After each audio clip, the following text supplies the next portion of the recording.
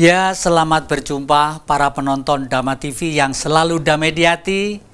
Sebagaimana biasa, perjumpaan kita sebelum kita mulai berbincang-bincang ke sana kemari, kami ucapkan seluruh kepada ciptaan semesta alam, baik manusia ataupun ciptaan yang lainnya, yang kelihatan dan yang tidak kelihatan, yang kecil, yang besar, yang panas, yang dingin. Kami ucapkan Rahayu.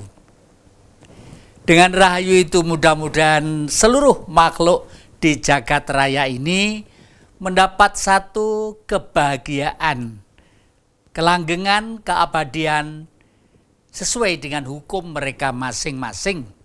Para penonton Dhamma TV yang kemuliakan, kebetulan perjumpaan kita akhir-akhir ini dengan sosok Ki Jati ya, agak seling sedikit, tapi tidak apa-apa karena minggu yang lalu memang sangat penting sekali dengan seorang dokter ya yang spesial bahwa sehat itu sebenarnya murah ya, dan penting, betapa pentingnya darah itu yang minggu yang lalu ya.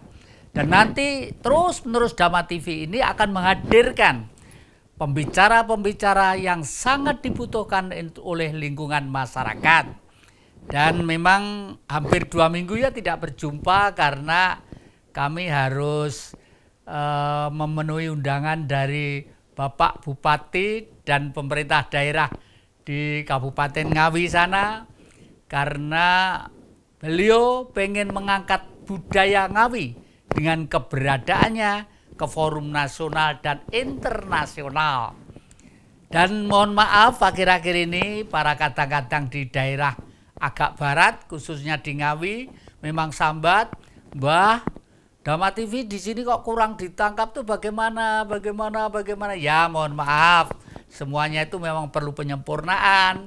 Ini lagi disempurnakan semua alat-alatnya, semua ya frekuensinya supaya nanti itu lebih baik lagi. Dan namun demikian terima kasih juga semakin banyak kepercayaan yang dilimpahkan kepada Dhamma TV ini, karena memang Dhamma TV mempunyai pengaruh dan penonton yang banyak sekali. Nah, para penonton Dhamma TV yang kami muliakan, kalau tidak salah beberapa minggu yang lalu, beberapa bulan yang lalu, kami memang sengaja mengeluarkan suatu janji ya, janji atau kata-kata yang isinya kita akan mengungkap apa yang selama ini belum terungkap.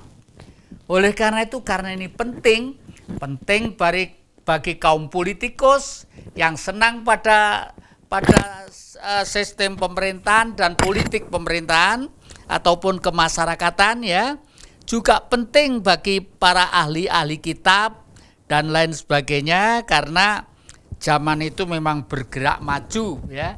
Zaman bergerak maju, tidak mungkin akan mundur. Tentang apa?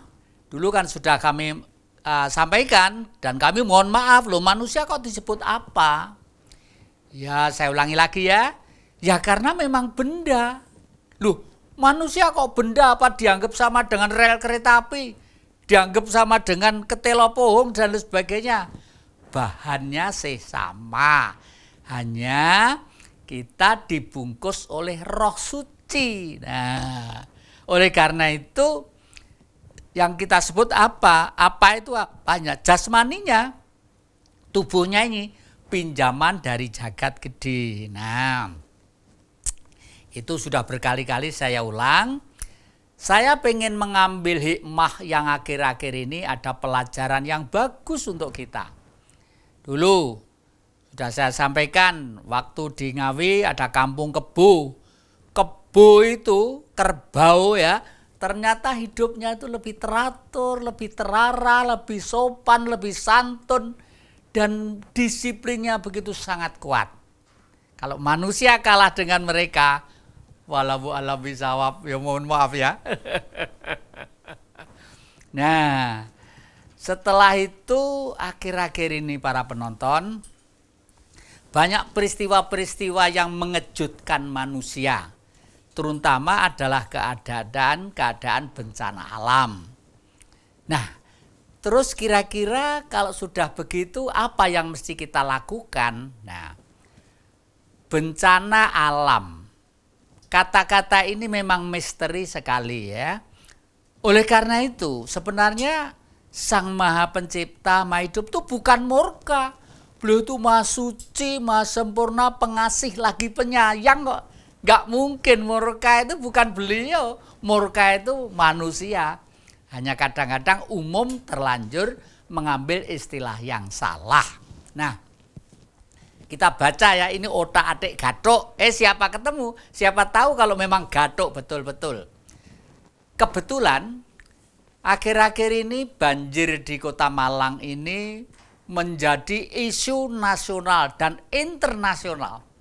Dan anehnya banjir itu tidak sekedar air saja loh. Banjir peradaban kok ya ada ya. Yang akhir-akhir ini sampai jebol kira-kira berapa anggota legislatif ya, mohon maaf ya. Ini bagaimanapun bukan kok kita akan membicarakan apa yang sudah. Memang selalu akan kita baca, selalu kita remote kembali ke belakang untuk melompat ke depan. Artinya Kota Malang seperti yang kita sampaikan beberapa saat yang lalu memang harus memulai suatu kondisi keberadaan yang baru, yang betul-betul gebrak secara nasional dan internasional. Loh Mbah, mengurusi kota aja kadang-kadang enggak bener kok, nasional dan internasional. Nanti dulu ya. Yang enggak bener itu kan siapanya tadi itu. Siapa itu apa? Jiwa itu loh ya. Nah sekarang kita otak-atik Gathuk. Kemarin pada waktu saya di tengah-tengah di hutan Ketonggo mendapat bel dari teman-teman bahwa Kota Malang kebanjiran ya. Saya dikirim gambar, waduh sampai ada mobil yang kelem, ada anak ibu naik sepeda motor yang hanyut ya. Itu sudah terbuka di surat kabar, di radio, televisi nasional ya dan internasional ya. Wong jenenge bencana seperti itu kalau tidak Malang itu sebagai fokus yang diharapkan dunia, tidak mungkin pemberitaan sedemikian hebatnya. Padahal tadi pagi saya jalan-jalan cari pisang ke sana kemari, ke pasar ya kondisi masyarakat biasa-biasa saja. Sekarang saya bertanya kepada anak-anak, di dalam Garuda Pancasila di dadanya, di Pancasila, bintang tengah adalah ketuhanan yang Maha Esa ya. Lalu banteng di sini adalah kemanusiaan, ringin adalah kebangsaan ya. Lalu rantai adalah demokrasi ya, musyawarah mufakat itu. Lalu padi kapas keadilan sosial. Nah, kenapa kok ada ringin? Gambar ringin, kok nggak gambar pohon kelapa? Yang jelas itu hasilnya ada, dipetik bisa, untuk minyak bisa, untuk apa aja bisa. Kok tidak pisang? Antara pohon, ares, daun, pupus, pisang, ontong, semua ada manfaatnya. Loh kok beringin? Artinya bangsa jadi seorang yang pengen mencalonkan menjadi seorang pemimpin ya, apalagi sekarang itu berhadapan dengan 2019 itu akan memilih ada DPD, ada legislatif ya, ada eksekutif ya, lalu pemilihan presiden juga, apalagi calon presidennya ada 2. Ini kalau tidak hati-hati kita dilempar hoak ke lapangan, kacau kita ya. Kembali ke gambar-gambar itu tadi. Artinya apa beringin itu? Beringin itu selalu berada di tempat, kalau dulu disebut kabupaten ya, Ndoro Kanjeng ya, Ndoro Kanjeng lah, atau di kerajaan-kerajaan itu biasanya di depan ada pohon beringin. Artinya pohon beringin itu adalah mengingatkan kepada sang kuasa bahwa tugas sang penguasa, tugas pemerintah yang dibentuk oleh masyarakat lewat segala cara ini hanya satu tujuannya. Supaya rakyat berteduh dengan aman. Kalau tidur di bawah pohon beringin itu pasti angler banget ya. Karena apa? Pohonnya gede, rimbun ya. Menyerap H2O ya. Lalu kita membutuhkan oksigen ya.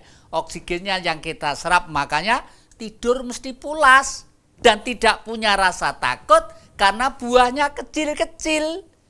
Ya, buahnya kecil-kecil, anggur lebih besar, klengkeng lebih besar ya.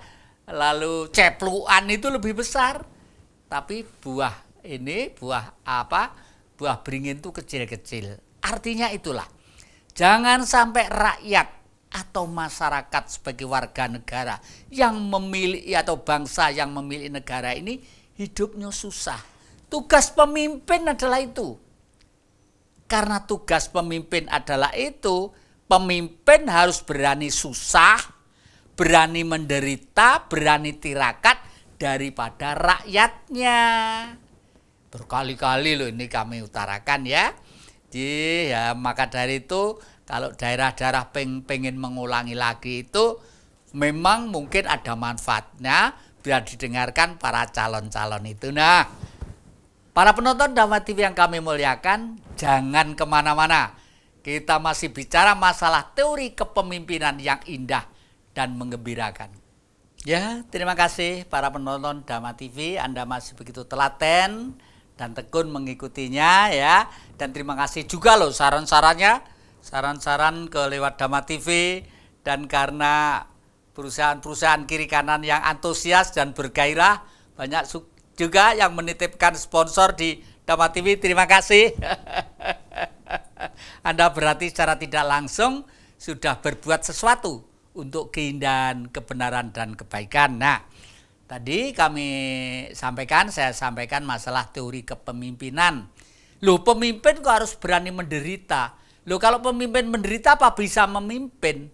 Yang menderita itu adalah kemauan jiwanya. Menderita itu kalau disengaja tidak sakit, ya, tidak sakit. Menderita itu kalau tidak disengaja, inilah yang menyakitkan, kadang-kadang naik ke pikiran sehingga pikiran menjadi resah. Kegelisahan pikiran menimbulkan suatu dampak yang berbagai macam kejiwaan. Nah, kan pernah saya utarakan, contohnya siapa? Prabu Puntadewa. Prabu Puntadewa itu teori kepemimpinan ya. Kalau memimpin itu seperti Prabu Puntadewa itu loh ya. Pakaiannya sederhana, orangnya lugu, orangnya bagaimana ya? Sepi ing pamrih rame ing gawe. Artinya ndak punya keinginan pribadi yang berlebih-lebihan, tetapi kerjanya betul-betul maksimal. Buktinya apa? Di dalam pewayangan, raja itu kalau marah, seorang yang marah yang paling menakutkan, menggetarkan dunia, hanya dua. Satu, orang yang paling sabar, paling tawakal, paling pasrah terhadap Sang Maha Hidup. Yang kedua adalah orang yang bijaksana, cerdas. Karena hidup tanpa kecerdasan, tanpa kebijaksanaan, dan tanpa kepandaian, tidak mungkin bisa menjadi pengendali dunia ini. Oleh karena itu digambarkan yang satu Prabu Puntadewa, yang satu adalah Bathara Kresna, Prabu Kresna, jelmaan Sang Hyang Wisnu, dewanya keadilan. Ya karena memang dunia itu butuh keadilan ya, butuh itu. Lah, kembali lagi masalah ringin asri tadi ya, itu mudah-mudahan semua menyadari menjadi bacaan kita secara umum. Karena begini, kita hidup sekarang ini sebenarnya ada yang pernah hidup sebelumnya. Siapa? Leluhur-leluhur kita. Sebenarnya tadi itu saya ingin mengajak anak-anak mahasiswa yang kemarin itu, anak-anak GMNI yang kemarin mengadakan kaderisasi Marhenisme di daerah Dampit sana. Cuma di salah satu desa, dan para petani juga diajarin itu. Ini bukan kepentingan partai, bukan kepentingan politik. Ini adalah kecerdasan manusia yang mencerdaskan supaya hidup ini tidak sampai tertindas oleh perilaku politik yang bertentangan dengan kehendak masyarakat atau rakyat itu sendiri. Nah, tapi mohon maaf karena kakek kemarin itu harus berangkat ke daerah Ngawi di sana. Tapi kalau di daerah-daerah, saya selalu mendekati orang-orang desa-desa. Saya ingatkan kepada beliau-beliau. Saya sering melihat peninggalan-peninggalan leluhur banyak yang terabaikan. Peninggalan-peninggalan leluhur banyak yang dihiraukan. Sehingga ini langsung atau tidak langsung membuat hidup anak generasinya tidak setenang, sedamai hidup zaman dulu. Loh, Mbah, kembali berkali-kali kok zaman dulu dicangking lagi toh Mbah, dibawa lagi. Sekarang zamannya sudah zaman now Mbah, wis gak usum. Boleh ya, anak-anak modern boleh. Memang zamannya maju ya. Zaman itu mesti ke depan, tidak mundur ke belakang. Tapi awas, sampai kapanpun manusia itu tetap manusia. Tetap mempunyai angan-angan, mempunyai pikiran, mempunyai perasaan. Nah, yang itu tadi. Dan ini sebenarnya bagi kawan-kawan yang sudah sering mengikuti Dhamma TV, pasti sudah tidak aneh lagi. 500 tahun sebelum Masehi sudah ada ajaran itu. Angan-angan benar, pikiran benar, tutur kata benar, pribadi benar, bergaul benar. Nah ini bergaul benar inilah ada teorinya yang modern, yang tidak memakai atau menggunakan teori ribuan tahun yang lalu. Dan ini siapa? Penggalinya adalah Bung Karno. Bagaimana Bung Karno tidak, dulu saya katakan bahwa Bung Karno itu orang number one on the world, ya, orang nomor 1 di dunia. Pernah suatu saat, saking pengennya Uni Soviet, ya, waktu itu didatangi Bung Karno, karena Uni Soviet apa? Khawatir kalau Bung Karno nanti itu didekati oleh bangsa-bangsa dari Barat. Uni Soviet yang pada waktu itu haluannya adalah kiri, ya, pengen didatangi Bung Karno. Bung Karno bilang apa? Saya mau datang ke Uni Soviet, Tuan, kalau makam Imam Bukhari sudah dipelihara dengan baik. Terus dijawab, wah tidak tahu Tuan, di sana tidak ada, nama-nama itu tidak ada. Karena Uni Soviet itu haluannya adalah haluan ini, tidak mengenal yang gitu-gitu. Ya sudah, kalau begitu saya tidak udah datang ke sana. Tetapi waktu itu karena Bung Karno itu namanya nama besar, ya. Karena apa nama besar? Lah, coba bayangkan. Orang Islam mengangkat sebagai Amirul Mukminin, orang besar, bahwa profesor ada Profesor Dr. Abdullah Bakri, lulusan Al-Azhar Mesir. Beliau mengatakan, orang sedunia di abad modern ini yang perilaku dan perjuangannya, sepak terjangnya sebagaimana Nabi Muhammad SAW melaksanakan perjuangannya tidak ada terkecuali Bung Karno. Itu Profesor Dr. Abdullah Bakri, lulusan Al-Azhar Mesir, ya. Dan anehnya di Vatikan, ya, di Vatikan itu juga mengangkat Bung Karno menjadi Mahaputra kelas 1 di Vatikan.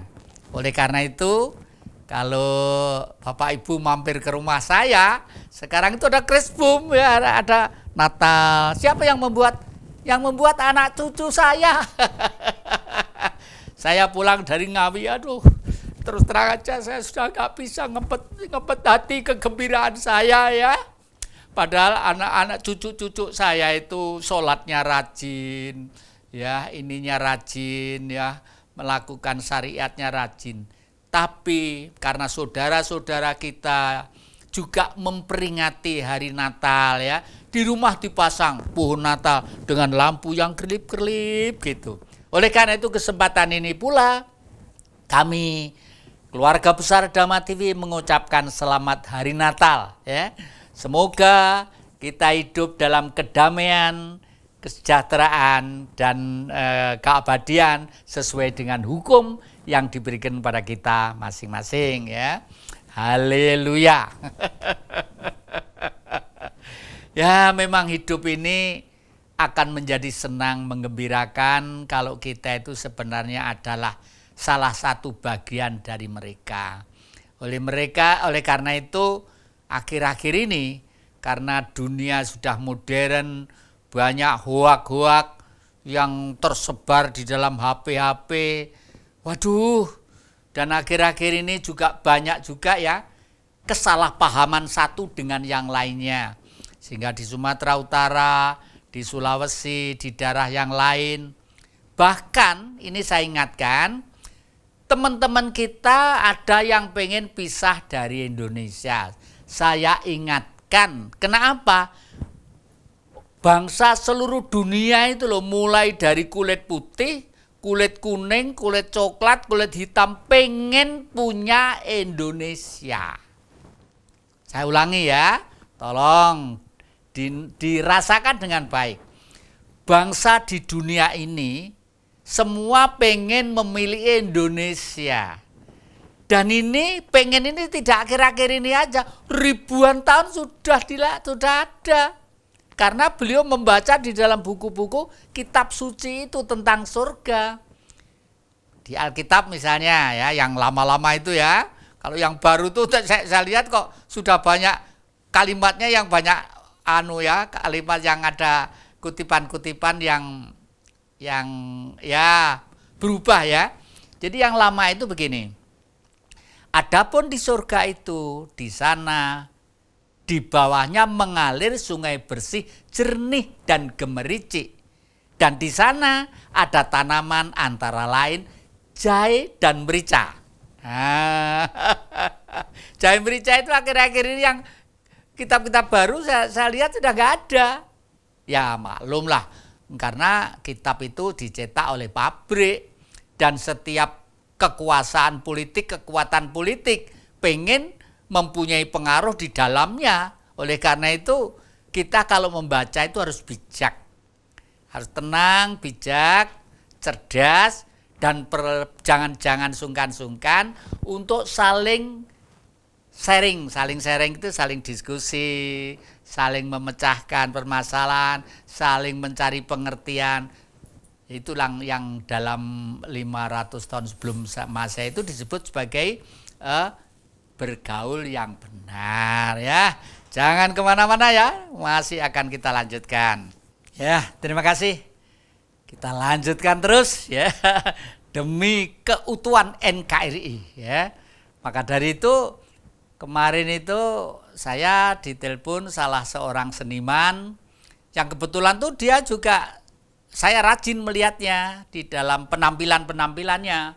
Bahkan di sana dia selalu mengatakan bahwa waktu menjelaskan 4 pilar ya, itu Pancasila dianggap salah satu pilarnya. Tidak, Pancasila itu fondamen, dasar ini loh. Kalau membuat rumah itu dasarnya itu harus ada supaya sokone nggak keplengkang lah. Soko itu namanya pilar ya. Pilarnya itu adalah satu UUD 45 ya, proklamasi 17 Agustus, NKRI ya, satu nusa, satu bangsa dan lain sebagainya itu ya. Jadi 4 pilarnya itu jelas, tapi Pancasila adalah fondamen ya. Entah demikian, namun demikian Pancasila ini tidak begitu aja lahir 1 Juni Bung Karno pidato lalu dirumuskan menjadi Pancasila, tidak.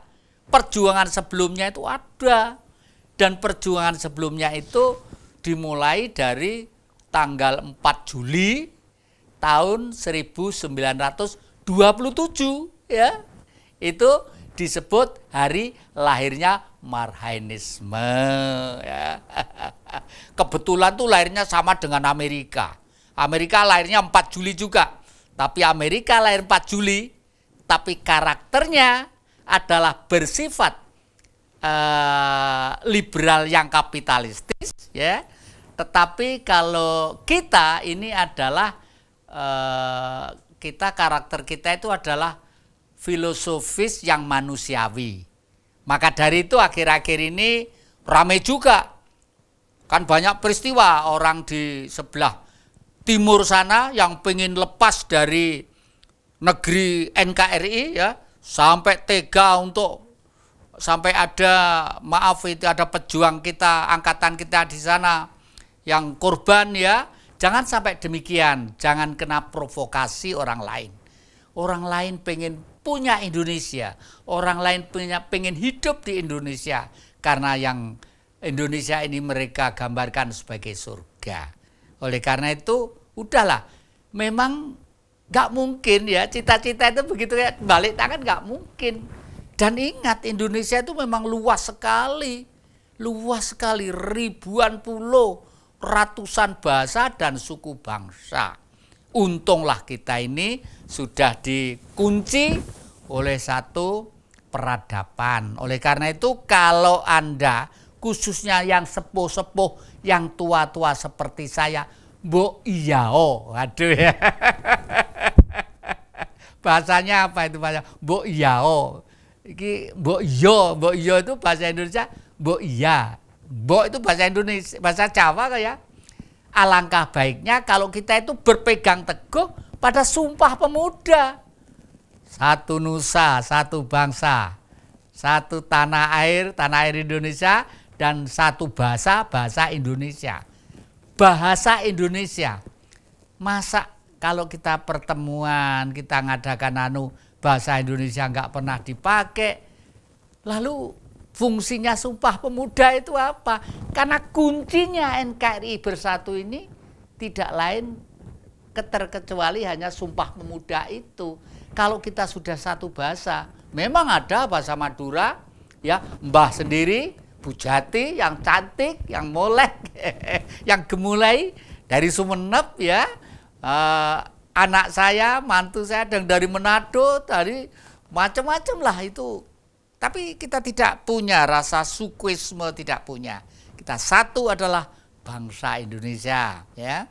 Satu nusa, satu bangsa, satu bahasa. Satu nusa itu pulau. Pulau beribu pulau, namanya Indonesia. Satu bangsa, semua itu disebut bangsa Indonesia. Lalu satu bahasa Indonesia. Entah itu bahasa Madura, entah itu bahasa Bali, bahasa Sunda, bahasa Manado, bahasa Dayak, bahasa ini, ada perekatnya yang namanya bahasa Indonesia, ya. Ini pelajaran ini ada baiknya tentang keberadaan perilaku adat ini kalau diberikan kepada anak cucu di sekolah-sekolah untuk menanamkan budi pekerti, ya. Seperti tadi saya katakan, kalau saya datang di suatu tempat, saya diam sejenak, saya ingatkan kepada saudara-saudara yang di situ, saya kok melihat suatu tempat yang dulu pernah dipelihara oleh leluhur sebagai tempat yang sering untuk upacara, sekarang kok terabaikan lagi. Itu. Ternyata banyak yang benar lah. Karena apa? Akhir-akhir ini banyak yang pikiran sebenarnya benar, tapi kalau diterapkan tidak mungkin akan menjadi bijak, ya, kalau diterapkan. Karena apa? Ada yang cita-cita bahwa harus satu warna, karena inilah warna yang benar, inilah warna yang gini. Nggak bisa. Indonesia itu memang tercipta dari bercorak ragam warna.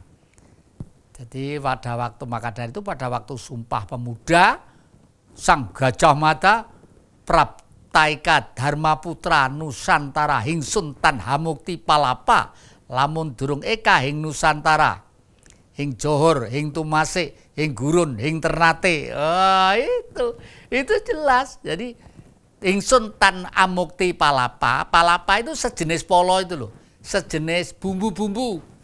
Bumbu-bumbu itu tujuannya untuk apa? Untuk supaya makan itu nikmat, bukan kok makan buah pala. Hati saya tidak akan gembira kalau belum utuh dan satu tentang Nusantara. Nuswantara. Lalu berdirilah suatu kerajaan yang perkasa yang namanya Majapahit. Hampir 300 tahun lebih ya. 300 tahun 34 atau berapa gitu ya, gak lupa ya. Tapi intinya itu pernah ada. Nah, dan malah sebelumnya leluhur-leluhur kita itu mempunyai power, kekuatan spirit yang sangat hebat. Oleh karena itu yang saya ceritakan ini sebenarnya menjawab siapa manusia. Kita adalah manusia Indonesia yang leluhur kita mewarisi ilmu pengetahuan yang bercorak ragam tadi itu. Dan ini pernah terbukti ya. Oleh karena itu kalau sekarang kita itu digoyeh, digorahkan, dikacau, diisukan gini-gini, harus tetap tenang ya. Jangan sampai kita mengorbankan jerih payah leluhur kita yang sudah susah payah merakit persatuan nasional ini. Nah itu siapa? Lalu setelah itu kemana ya? Kemana manusia ini? Ya hampir sama ya. Masih kembali ke siapa dulu? Kalau begitu, siapa tadi itu adalah karakter jiwanya, spiritnya. Spirit itu jiwa. Jiwa itu adalah spirit, spirit itu adalah watak, karakter yang membungkus roh suci. Roh suci dibungkus alam, sehingga alam itu menjadi karakter. Saking jelimetnya orang Jawa ya, lek dinone laire Jumalegi ki watake ngene. Jam sakmene watake siji meneh. Saking jelimetnya orang Jawa. Kalau laire Setu Kliwon atau Setu Pahing wataknya gini apalagi kalau jamnya jam sekian. Saking jelimetnya pola berpikir pangraitonya si Jawa. Di barat juga sama sebenarnya, ada horoskop itu. Ini bintangnya Gemini, bintangnya Taurus, bintangnya Leo, Sagittarius dan lain sebagainya. Ternyata manusia di dunia ini tidak ada yang tidak mempercayai akan watak dan karakter alam. Nah, oleh karena itu kalau tadi saya katakan, saya otak-atik gadokkan bahwa ringin asri ketendang musibah seperti itu, apa ini tidak peringatan terhadap kebangsaan kita, nasionalisme kita, khususnya terhadap siapa saja yang mencalonkan diri menjadi anggota legislatif baik tingkat daerah, tingkat pusat, ataupun calon-calon yang lainnya. Seyogianya ini dibaca ya, supaya rakyat yang berteduh di pohon beringin sebagai lambang kebangsaan itu ya, itu bisa ayem, bisa adem, tidak ketakutan gitu loh ya. Mungkin maaf ini tak debat-debat dewe, tak bantah-bantah dewe ya, maaf ya. Mungkin ada yang mengatakan, loh dulu 32 tahun gambarnya beringin kok diturunkan. Ini sejarah ya, ini sejarah. Oleh karena itu dari belajar itu kan untuk melompat ke depan. Yang sudah ya sudah. Kami yakin bahwa bangsa Indonesia itu dengan pengalaman yang sudah menjadi baru, menjadi peradaban yang baru untuk menjemput zaman baru. Ya masa kalau dulu 32 tahun beringin salah lalu gambar beringin di Garuda Pancasila itu diganti gambar kelapa atau wit kates, ya nggak mungkin tuh ya, nggak mungkin. Ya syukurlah masih ada gambar itu ya. Jadi kalau ini nanti itu kita berpikir dengan tenang dan indah, penuh dengan ketulusan hati, pasti ada jalan. Nah, jangan kemana-mana, masih di depan jejak Kijati. Ya, terima kasih para penonton Dhamma TV yang selalu damai di hati ya. Dan tolong ini selalu pendengar setia Mas Kolek sama Simbah ini dari daerah Ponowijen sana ya, yang mestinya itu akan kita ajak siaran mungkin minggu depan aja, karena beliau masih memang agak repot akhir-akhir ini ya. Mas Kolek itu adalah kepala sekolah Tunggul Wulung ya, sekolahan, tapi di sana itu tidak bayar dan tidak ada ijazah. Di sana itu cuma ada semacam tanda bahwa pernah secara aktif sebagai apa gitu di Tunggul Wulung. Anehnya pengajarnya, gurunya macam-macam, kadang-kadang jenderal, kadang-kadang rektor, kadang-kadang guru biasa, kadang-kadang tukang cari rumput pun jadi guru, kadang-kadang memang unik sekali ya. Itu Tunggul Wulung. Yang satu adalah saudara saya Simbah, dari yang sekarang itu lagi getol untuk membudayakan topeng ya, membudayakan topeng dari ciri khas Malang. Memang unik sekali. Dan ini nanti memang topeng ciri khas Malang ini kelihatannya sudah membana, dibawa kemana-mana ke luar negeri untuk ditampilkan. Nah, itu salah satu milik kita, salah satu cara untuk mengenalkan dunia kita keluar. Karena dengan budaya seni inilah kita bisa bergaul secara internasional, kita bisa bertukar pikiran secara internasional, dan kita bisa saling tolong dan membantu secara internasional. Hanya sekali lagi, ini mengingat peristiwa-peristiwa kemarin itu, ya kita ingatkan kepada dunia barat yang sok hak asasi manusia ya, sok asasi manusia. Kalau ada demi kepentingan mereka bilang hak asasi manusianya mana? Itu orang kok ada ini di suatu negara. Tapi kalau suatu negara mendapat percobaan dari warganya, lalu dan sudah nyimpang dari undang-undang negara yang bersangkutan, wah ini selalu tidak akan muncul. Padahal mohon maaf ya, kalau tentang hak asasi manusia, negara Pancasila itu mbae hak asasi. Tak baleni anak putu bahasane ben cetha. Negara Pancasila ini adalah mbahnya hak asasi manusia. Lebih manusiawi daripada negara-negara yang tidak Pancasila. Buktinya apa ya? Misalnya, kalau di dunia kapitalis ya, di blok barat masih ada yang kuasa dan masih ada oposisi. Artinya itu ada yang kuasa di pemerintah, ada yang oposisi. Dan pada waktu yang kuasa ini berkuasa secara politik, ini boleh dikata tidak ada orang-orang yang diperlukan di dalam sistem organisasi pemerintahan ini, terkecuali barisan dia. Oleh karena itu yang tidak setuju diberi ruang lain, yaitu oposisi. Akibatnya ada satu ini liberal, ini oposisi. Lah, kalau kita kan tidak, kita itu tidak ada oposisi ya.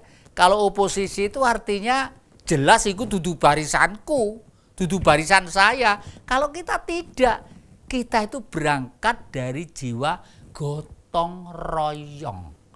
Asal mulanya Pancasila itu dari gotong royong ya. Gotong itu ngangkat, royong itu bareng, diangkat bareng-bareng. Dan ini dari mana? Contoh dari warga di desa-desa. Jembatan dibangun gotong royong. Ada orang yang tidak mampu, omahe dibangun bareng-bareng ya. Ono orang ndak mampu tuku genteng, wong sak desa kabeh urunan duit tuku genteng. Omahe wis arep ambruk, wong desa bareng ganteni, mbuh pring, mbuh gini dan lain sebagainya ya. Itu gotong royong. Lah, gotong royong ini kalau kita kupas ada 3 sifat yang ada di dalamnya. Sifat pertama adalah religius. Religius itu artinya orang itu percaya akan Sang Maha Kuasa. Ada yang lewat agama ini, ada yang lewat agama ini, ada yang lewat kepercayaan ini, ada yang lewat ini, tapi semua diwadahi, ditempatkan, dihormati dengan baik. Karena tidak ada alasan untuk memaksakan seseorang percaya terhadap kepercayaannya. Nggak bisa, ya. Itu sudah menyimpang dari hukum yang maha kuasa. Karena apa? Hei manusia, engkau keciptakan berlainan untuk saling kenal. Satu. Yang kedua, kita ini setiap manusia diberi kapasitas hidup kemampuan IQ intelektual kita sesuai dengan satu, kesehatan, ya. Dua, pendidikan. Tiga, pergaulan. Empat, pengalaman. Dan ketiga, prediksi yang digerenjeti, ya, yang dimulai dari pribadinya. Oleh karena itu berkali-kali saya utarakan, Nun sewu, Nabi itu selalu nasib terakhirnya selalu tidak baik. Bukan kok nabinya tidak baik, selalu begitu. Karena pembaharu itu mesti yang lama-lama akan merasa dirugikan kesempatan untuk mencari nafkahnya, dirugikan yang selama ini sudah enak-enak hidup dengan sistem itu, selalu begitu. Nah, Pancasila lahir pun juga begitu, ya. Itu ketuhanan yang Maha Esa, lalu ini yang berangkat dari nasionalisme dan kemanusiaan, ya. Lalu ketuhanan Maha Esa tetap, lalu nasionalisme itu menjadi kebangsaan dan kemanusiaan. Lalu yang ketiga, ini adalah keadilan sosial. Ini semula dari demokrasi menjadi demokrasi dan keadilan sosial. Saya ulangi, ya, ketuhanan yang Maha Esa, kebangsaan, kemanusiaan, demokrasi, keadilan sosial. Kalau diringkes seperti itu, dulu sekitar tahun 60-61, Pancasila itu diajarkan seperti itu, ya. Tapi sebelumnya ada yang namanya Marhenisme, tanggal 4 Juli tahun 27. Dari kata apa? Dari kata marhen.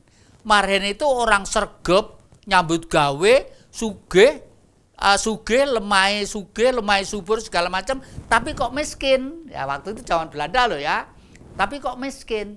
Ya mesti saja karena pemerintahnya yang kuasa bukan rakyat. Yang kuasa adalah kaum yang menjajah kita. Jadi teori itu adalah teori untuk melawan penjajahan.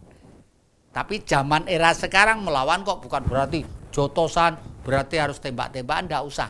Karakter bangsa kita adalah hamemayu hayu ing bawono. Karena ketuhanan yang Maha Esa tadi itu loh. Kita menghormati Amerika, kita menghormati Cina, kita menghormati Arab, ya toh? Kita menghormati siapa saja. Bahkan si Jawa percaya bahwa manusia di dunia itu sudah diciptakan sejak dulunya, diberi 5 benua, juga diberi 5 manusia yang lain-lain asal mulanya.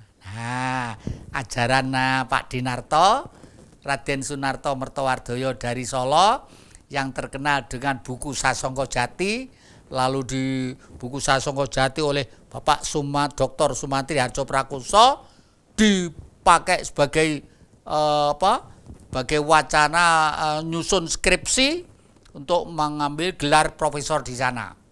Lalu disimpulkan ternyata menjadi ilmu jiwa yang sangat dalam, lembut dan halus.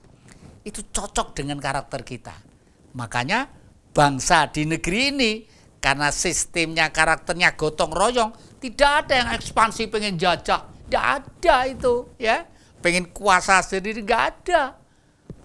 Ekspansi jajah sana, jajah, nggak ada itu.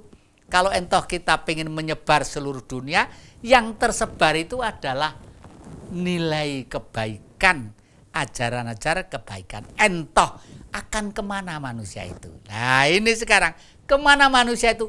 Kembali menjadi diri pribadi yang suci. Saya ulangi, kembali ke diri pribadi yang suci. Karena manusia adalah seperti yang pertama saya sebutkan, roh suci yang disebut jiwa, yang dibungkus oleh jiwa. Jiwa itu adalah karakter. Unsur airnya prosentasenya berapa, unsur tanahnya prosentasenya berapa, unsur udaranya prosentasenya berapa, ya. Lalu unsur sinar mataharinya bagaimana, itu menjadi watak dan karakter. Watak dan karakter inilah yang mempengaruhi perilaku manusia. Lah, perilaku inilah yang menjadi hiruk pikuk dalam kehidupan, ya toh. Rebutan menjadi bupati, rebutan menjadi DPR, rebutan menjadi wali kota, rebutan dagang supaya paling laris, rebutan supaya anak buah saya paling banyak. Itu adalah kemauan jiwa. Dan jiwa ini kalau dibawa besok, kalau sudah dinyatakan pindah di alam lain, dalam kurung mati, kalau saya nggawa jiwa tegese salah gitu loh. Salah. Karena apa? Karena bawa alam gitu loh ya. Yang baik bagaimana? Kembali ke nol, ke zero. Nol itu bunder seser. Bunder itu adalah budaya yang dibuat manusia supaya kita menjadi suci, jujur, dan adil. Digambarkan nol, zero, ini plus, ini minus. Ini natnya meledak plus minus karena gesekan alam tayar menjadi huruf H. Hono coroko, semua adalah utusan. Hono coroko doto sawolo, satu sama lain tidak punya kekuasaan dan kekuatan. Podo joyonyo, tapi masing-masing mempunyai keistimewaan, ya. Misalnya semut kalah dengan gajah, tapi gajah gede seperti itu, kemasukan semut satu pasti meninggal. Mogo botongo, magang batangan. Tugas manusia menggunakan otak yang jernih, cerdas, dan jenius untuk membeka rahasia semesta alam. Para penonton Dhamma TV yang kami muliakan, kami mohon maaf sebesar-besarnya kalau ada kekilapan, kesalahan, dan kekeliruan. Jangan lupa, selalu kita mesti ketemu setiap hari Kamis jam 4 sore dan akan diulangi hari Senin jam 4 sore juga.